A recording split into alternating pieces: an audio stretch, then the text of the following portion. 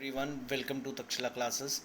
This is Shri Pratik as a part of Fatafat series for especially for the defense aspirants and all the UPSC aspirants. We are coming out with the you can say 15 minutes videos where we are picking up a very important topics of your general studies paper for CDS, for CAPF or for civil services. These things are going to be definitely helpful for all of the people who are preparing for these exams. तो ये जो भाई आज का जो discuss करने हैं वो हैं एजुकेशनल कमीशंस, जो मॉडर्न हिस्ट्री के टाइम कमेटीज़ बनी थी, कुछ कमीशंस बनी थी जिनके ऊपर बार बार यूपीएससी क्वेश्चंस पूछ रहा है, अगर आप चेक करें। और रिसेंटली आपको पता है एजुकेशन पॉलिसी लॉन्च हुआ नया, so definitely I feel they can put up a question in every exam of UPSC, BDO CDS और सीपीएफ सीएपीएफ पूछा जाएगा जी क्वेश्चन।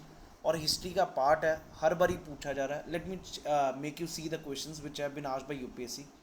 ये सीडीएस में पेपर में पिछली बार ही आया 2020 में। The Hunter commission appointed to survey the state of education and, वैसे हंटर कमीशन इतिहास में दो बनी हुई हैं। एक आप इसमें एजुकेशन के रिलेटेड देखेंगे, एक जलियांवाला बाग मैसेकर के बाद भी हंटर कमीशन ही बना था। तो ये क्वेश्चन डिस्कस करेंगे वंस वी आर डन। ठीक उसी प्रकार ये भी क्वेश्चन था, Sanskrit college Calcutta Madrasa William fort William college किस किस ने कौन कौन सा बनाया, बिल्कुल जी डिस्कस करेंगे सारे। ठीक इसी प्रकार यहाँ पर who translated Bhagavad Gita into English, ये भी मेरे भाई कहीं ना कहीं इंग्लिश एजुकेशन से रिलेटेड है। डेविड हेयर और Alexander Duff, who of the following established Hindu College at Calcutta, तो ये भी आपको इन कोलेब्रेशन विद, इनके साथ मिलके किसने बनाया था ये college, Hindu College at Calcutta. ठीक इसी प्रकार इंग्लिश एजुकेशन इन इंडिया को इंट्रोड्यूस किया गया, तो कौन कौन से फैक्टर्स थे which led to the introduction of English education in India. Wood's dispatch आप सभी को पता लॉर्ड डलहौजी के टाइम आया था, जिसको कहा जाता था Magna Carta of English education in India.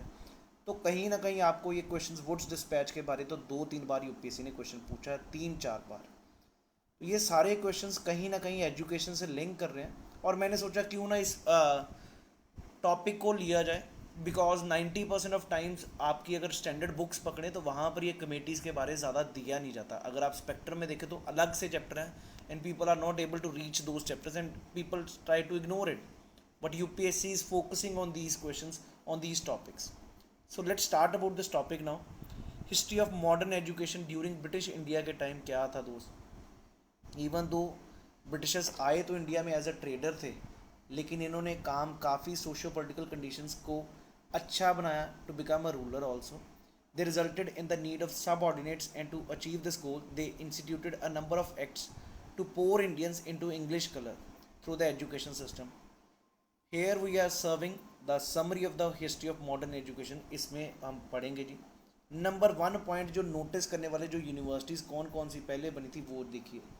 Warren Hastings ने सेटअप किया था कलकत्ता मदरसा इन 1781 for the study and learning of Persian and Arabic education के लिए कलकत्ता मदरसा खोला था किसने, वॉरेन हेस्टिंग ने। इसी प्रकार 1791 में 10 साल बाद, पहले 1781 में सबसे पहला हिंदुस्तान में अगर एजुकेशन का कोई शुरू हुआ तो वो कलकत्ता में मदरसा शुरू किया गया था। उसके बाद 1791 में जॉनथन डंकन ने संस्कृत कॉलेज एट बनारस खोला था for understanding of laws literature and religion of Hindus को स्टडी करने के लिए संस्कृत कॉलेज एट बनारस खोला गया। इसी प्रकार आपने देखा fort William College Lord Wellesley ने खोला था 1800 में, 1800 में, बिल्कुल आप कह सकते हैं 1801 में 10 साल बाद खोला गया Fort William College Lord Wellesley ने for what, training of the civil servants of the company in vernacular education. तो ये साथ साथ लिखते जाइए भाई। सबसे पहले कलकत्ता मदरसा बना, उसके बाद संस्कृत कॉलेज बना, उसके बाद फोर्ट विलियम कॉलेज बना। ये सब कैलकटा की तरफ ये सारी चीज़ें हो रही हैं या बनारस की तरफ, क्लियर है जी। इसके बाद the college establish English Hindustani dictionary और Hindustani grammar and other books. ये क्या था, to impart training to civil servants as East India College at Haileybury and England was establish in 1805। तो भाई ईस्ट इंडिया कॉलेज खोला गया वहाँ पर हिल्सबरी इंग्लैंड में, ताकि सिविल सर्वेंट्स जो चूज़ किए जाएँ उनको एजुकेशन दी जाए, और ये चीज़ है जी। आइए ज़रा अगला देखें। अब ज़रा देखें सबसे पहले अगर एजुकेशन की नींव रखी गई इंडिया में तो वो था चार्टर एक्ट 1813, जहाँ पे चार्ल्स ग्रांट और William Wilberforce was missionary activist who compelled East India Company to give up its non-invention policy and make way to spreading education through English in order to teach Western literature and preach Christianity.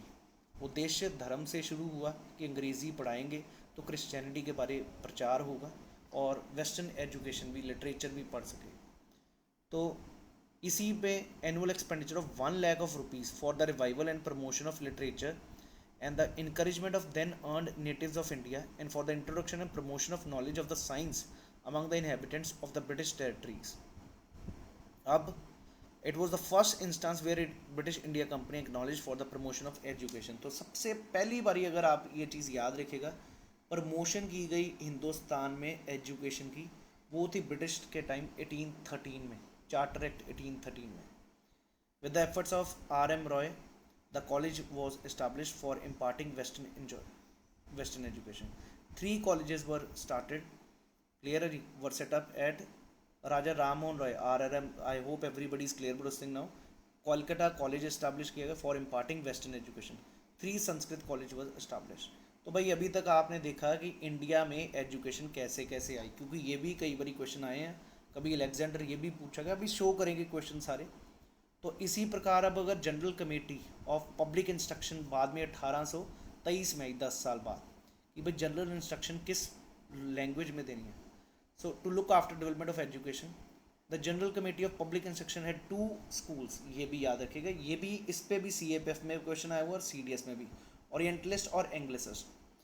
मेरे भाई ये Anglicist means western world, याद रखिएगा। Anglo समझ आता है, Anglo Britishers को कहा जाता है, एंग्लिसिस्ट इस वेस्टर्न एजुकेशन, ओरिएंटलिस्ट जो ईस्टर्न एजुकेशन को कहते हैं। तो ये 2 प्रकार का उस समय ये शुरू हो चुका था कि कौन सी एजुकेशन रखी जाए, क्या एंग्लिसिस्ट को किया जाए या ओरिएंटलिस्ट को किया जाए।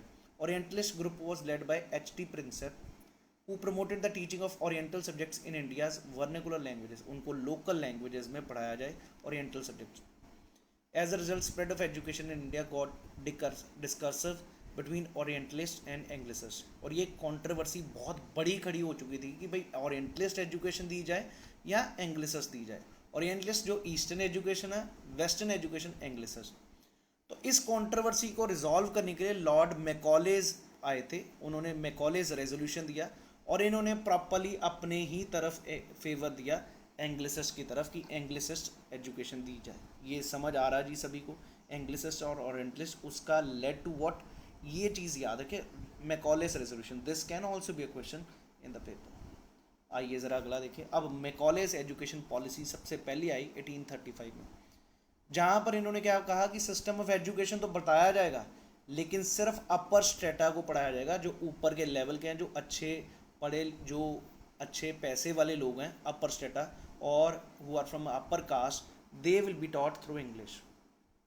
सो इस टाइम पे इंग्लिश को कोर्ट लैंग्वेज बनाया गया and Persian was abolished as court language.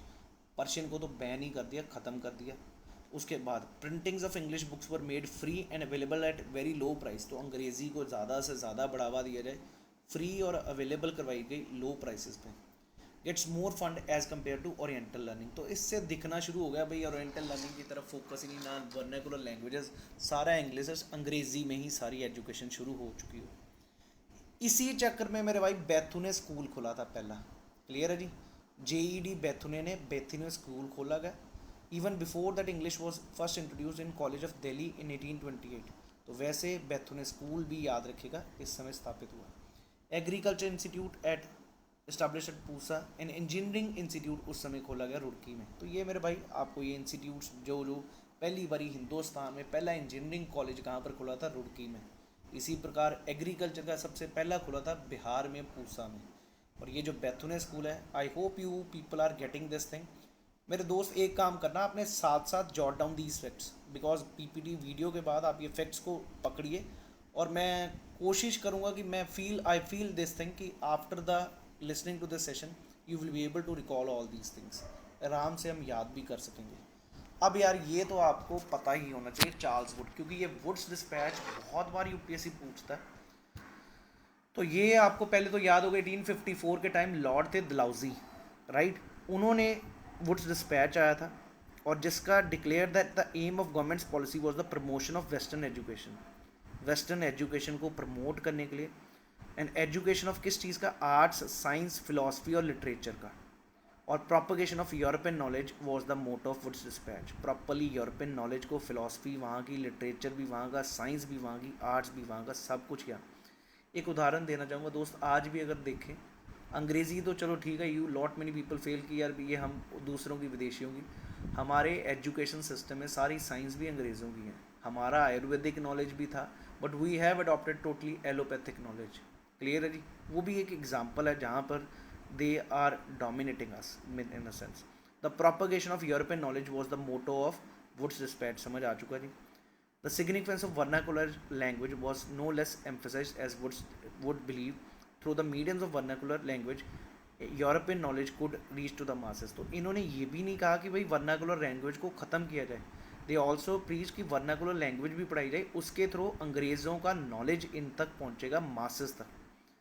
Also propose several primary vernacular primary schools भी खोलने शुरू किए जाए, और Anglo vernacular high schools and an affiliated college in the district level. Wood's dispatch recommended and grants in aid to encourage and foster the private enterprise in the field of education. Private institutions को खोलना शुरू किया जाए, encourage किया है। The grants in aid were conditional on the institution employing qualified teachers and maintaining proper standard of teaching. इसीलिए याद रखिएगा, ये वैसे आपके एफकेट के paper Magna Carta of English education Wood's dispatch को ही कहा जाता है, जहाँ पर प्रॉपरली कॉम्प्रिहेंसिव प्लान था कि spreading education in India. So was the teaching of western education. तो 3 universities Calcutta, Bombay, Madras came into existence in 1857। याद रखिएगा, उस समय 3 यूनिवर्सिटीज़ विश्वविद्यालय खोले गए इस समय, एक कैलकटा में, एक मद्रास में, एक बॉम्बे में। प्रेसिडेंसीज जो थी, इन्होंने क्या कहा, instruction for higher language, English को हायर लैंग्वेज, हायर स्टडीज़ में इंग्लिश पढ़ाई जाए, और वर्नाकुलर एट स्कूल लेवल। फिर बॉटम पे वर्नाकुलर लैंग्वेज समझ आ गया जी। डिस्ट्रिक्ट लेवल पे एंग्लो वर्नाकुलर, मतलब एंग्लो भी और वर्नाकुलर, अंग्रेज़ी भी और वो भी। और एफिलिएटेड कॉलेज यूनिवर्सिटीज़ पे कैलकटा, बॉम्बे और मद्रास प्रेसिडेंसीज़ में आपको अंग्रेज़ी एजुकेशन दी जाए। सो ये आपको समझ आ गया होगा वुड्स डिस्पैच। इसका कहना सिर्फ अंग्रेज़ी का प्रचार नहीं, यूरोपियन नॉलेज का, यूरोपियन स्टडीज़ को फैलाना। और एट द सेम टाइम ऐसा भी नहीं, वर्नाकुलर लैंग्वेज लोकल लेवल पर छोटी क्लासेस तक हो, ताकि जो यूरोपियन नॉलेज है हर जगह तक पहुंच सके। अब आइए अगला, हंटर कमीशन। ये किसके टाइम आई, ये भी क्वेश्चन आ सकता है। 1882 में थी, लॉर्ड रिपन के टाइम, हंटर कमीशन। और ये क्या था कि भाई to look into the complaints of Wood's dispatch में जो प्रॉब्लम्स हैं उसको चेक किया जाए, और चेक किया जाए the contemporary status of elementary education in British territories by which they can be extended and improved. So William Wilson Hunter, उन्होंने क्या रिकमेंड किया, तो 2 types of education arrangement at the high school level in which emphasis should be given on giving a vocational and business education. आपको भी आज भी हमें देखता है वोकेशनल एजुकेशन दी जाए। वोकेशनल का मतलब स्किल्स, क्लियर है जी। Other than this regular studies they should be given vocational education, such as literary education should be given. दोनों चीज़ें चलनी चाहिए साथ साथ। उससे क्या हो, which will help in admission to the university. Arrangement for the emphasis on the importance of education in the primary level and education in the local language and useful subjects. Private efforts should be welcomed in the field of education, but primary education should be given without control of education at the primary level should be handed over to the district and city boards. अब अगर देखें primary education पे क्या कहा, तो primary education should be regarded as education of the masses, सभी को मिलनी चाहिए, should be able to train the people for self dependence. और वो जो प्राइमरी एजुकेशन है उसको मदर टंग लैंग्वेज में दिया जाए। Normal schools should be establish for the training of teachers, और subjects like agricultural elements of nature, physical science, native method of arithmetic and measurement, etc. For the tribal and should be responsibility, और उनको fees भी exempt की जाए। समझ आ गया जी सभी को हंटर कमीशन का। कहाँ कहाँ पर इनका था कि भाई लोकल लैंग्वेज में और यूजफुल सब्जेक्ट्स को पढ़ाया जाए, और वोकेशनल पे काफ़ी फोकस किया गया इस चीज़ में। तो आइए ज़रा अगला देखें दोस्त, रेले कमीशन 1902। और इनका क्रोनोलॉजिकल ऑर्डर भी एक तरह का आपको प्लान दिमाग में रखना। मैकॉलेज तो आपको 35 तक मिल गया, 54 में आपको मिल गया ये। उसके बाद हमने देखा हंटर कमीशन। अब देखेंगे दोस्त, हंटर कमीशन ने 1882 में बना जी, रिपन के टाइम। अब आ गया थॉमस रेले। इनका मेन उद्देश्य यूनिवर्सिटीज़ में एजुकेशन की कंडीशंस को देखने का था और प्रोस्पेक्टस को, और इसमें precluded the reporting on primary and secondary education. The result of the report of the recommendation were the universities act pass किया गया उसी समय 1904 में। क्लियर है? इसमें क्या था? Improve the condition of education in India and upgrade the system of better level, uplift of university education, were empowered to appoint their own staff, खुद का ही स्टाफ अपॉइंट करें, teaching staff. Number of fellows of a university was limited from within 50 to 100, अब बढ़ाए गए, fellowship शुरू कर दी। Number of elected fellows was fixed at 20 at the Bombay for the Bombay, Madras and Calcutta and 15 for others. Governor General was now empowered to decide a university's territorial limit. Territorial limit भी होगी, तो ultimately आपको वैसे ही याद रखना है universities level पर जो एजुकेशन सिस्टम हो वो रेले कमीशन का रिकमेंडेशन था। नेक्स्ट है Sedler commission, was appointed by the government of India under the chairman of Michael Sadler, the vice chancellor of university of Leeds. इसने भाई भेजे यहाँ पर, क्यों? क्योंकि study the problems of Calcutta university and their recommendations पर कि भाई 12 ईयर स्कूल होना चाहिए, 3 ईयर डिग्री प्रोग्राम होना चाहिए और centralize function of universities, unitaries residential teaching autonomous body and recommended extended facilities for applied scientific and technological education. तो दोस्त उसी कैलकटा यूनिवर्सिटी की एजुकेशन को चेक करने के लिए कि क्या प्रॉब्लम्स हैं वो चीज़ देखी, और उसके बाद देखा कि यार 12 साल का, आज भी हमारे साल इंडिया में क्या 12 साल का स्कूल एजुकेशन कोर्स होता है, उसके बाद 3 साल या 4 साल कहीं पे डिग्रीज़ का, और सेंट्रलाइज फंक्शनिंग ऑफ यूनिवर्सिटीज़, ये सारी चीज़ें इन्होंने कमेटी ने रिकमेंड की। उसके बाद भाई आपका रेले के बाद सेडलर आया, सेडलर के बाद आई हार्टॉग कमेटी 1929 में। तो why appointed by the British India government to survey on the growth of education in India, more attention to mass education than the secondary and university education, ज़्यादा फोकस किया जाए मास education पे, ज़्यादा से ज़्यादा लोगों को पढ़ाया जाए। Highlighted the problem of wastage and stagnation in education at primary level, recommended the policy of consolidation instead of multiplication of schools, and the duration of the primary course was to be fixed to 4 years. Improvement in quality, pay, service and condition of teacher, and relating the syllabus and teaching methods to the local environment of villages and locality. Hartog Committee on Education recommended the promotion of technical and commercial education by universities to control the problem of unemployment. तो भाई masses तक education provide करो और वो उनको employment हो। Clear है जी? ज़्यादा आप यूनिवर्सिटीज़ में जा रहे हो, सेकेंडरी लेवल पे जा रहे हो, better give them everybody should be educated rather than only few. Clear है जी? तो was seen as a torch bearer of government's effort to improve the quality of education. So however these recommendations of 1920 remained only on paper, could not be implemented due to great economic depression. तो ये था भाई कि इस हार्टॉग committee जो बनी थी, इनका था उद्देश्य क्या? एजुकेशन पूरी तरह फैले, मासेस तक फैले, ये इनका टारगेट था हार्टॉग कमेटी का। अब ज़रा आखिरी सर्जियन प्लान भी पढ़ के फिर मैं फिर से एक बार रिवाइंड करूँगा, आपको मेन पॉइंट याद रखने क्या क्या चीज़। 1944 में आया John surgeon comprehensive plan of education for India. यहाँ पर क्या कहा गया कि चिल्ड्रन को 3 से 6 साल के बीच में प्री प्राइमरी एजुकेशन जो आपके यूकेजी नर्सरी है वो प्रोवाइड की जाए। क्लियर है जी? फिर यूनिवर्सली कंपलसरी एजुकेशन फ्री दी जाए 6 से 11। उसके बाद high school education for 6 to selected children between the 11 to 17। Degree course for 3 years beginning after the higher education examination for selected students। Technical, commercial, agriculture, art education for full-time and part-time students, girls school. So compulsory for physical education, provision made for social and recreational activities, employment bureaus खोले जाएं, Department of Education in the center and the states। अब ये होगी हमारे committees और ये plans.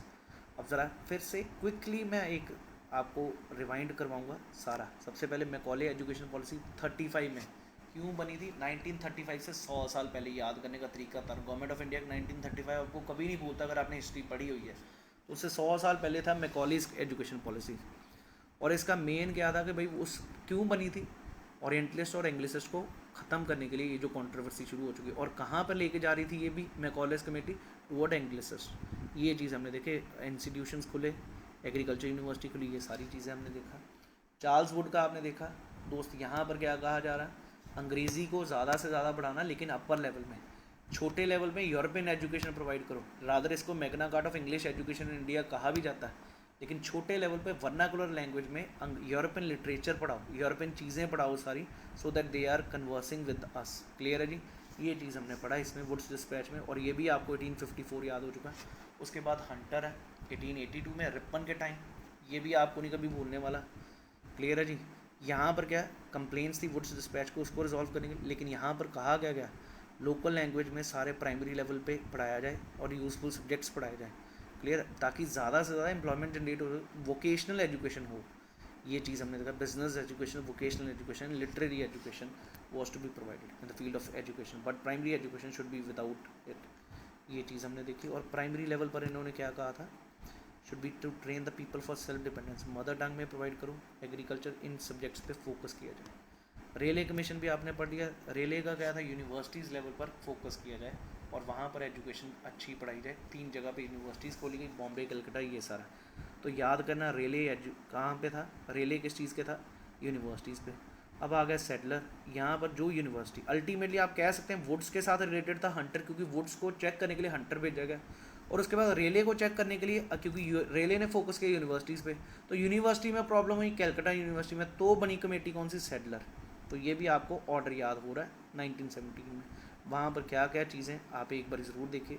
हार्टॉग committee हमने देख लिया, आखिरी कमेटी थी जिसने, उसके बाद सर्जेंट थी।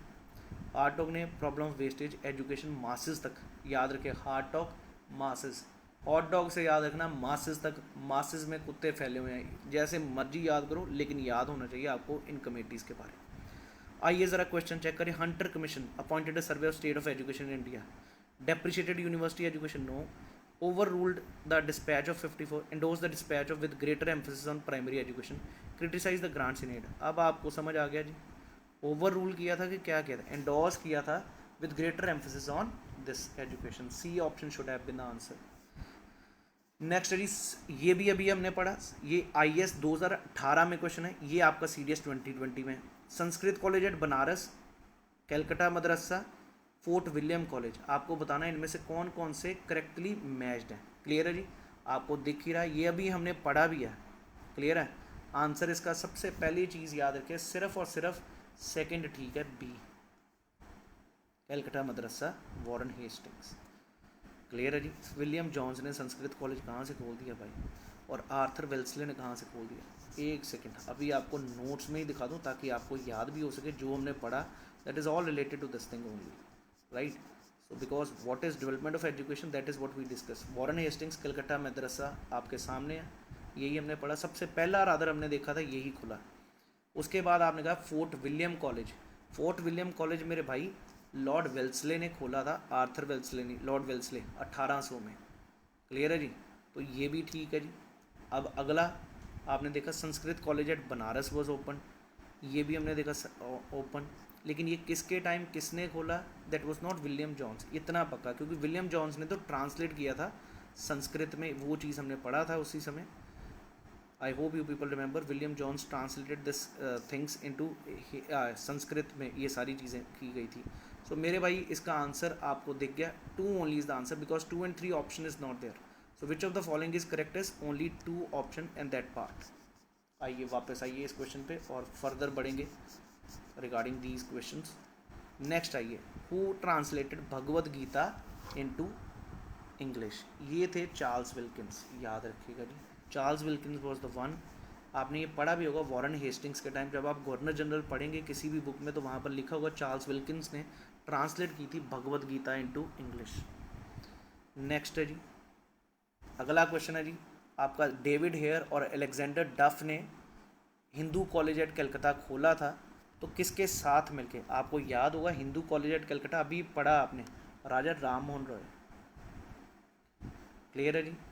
इन्होंने संस्कृत कॉलेज, वो बेथुने कॉलेज, वो भी देखेंगे जी। अगला, introduction of English education in India, number 1 charter act of 1813, general committee on public instruction 1823, Anglicist and कॉन्ट्र। तो भाई ये सभी से रिलेट क्या हुआ, इसी से तो इन्होंने इंग्लिसिस्ट की तरफ फोकस किया, तो इंग्लिश एजुकेशन की तरफ। ये भी क्या कह रहा था, चार्टर एक्ट अंग्रेज़ी की एजुकेशन प्रोवाइड की जाए, 1823 में भी यही बना था, 10 साल बाद मैंने बताया भी था। So all of these should be correct here in this education purpose. I hope you people are getting this thing question also. अगला जी वुड्स डिस्पैच पे बहुत ज़्यादा क्वेश्चन आए हैं, तो इसको तो प्रॉपरली पढ़ के रखिएगा, स्पेशली CDS के लिए भी.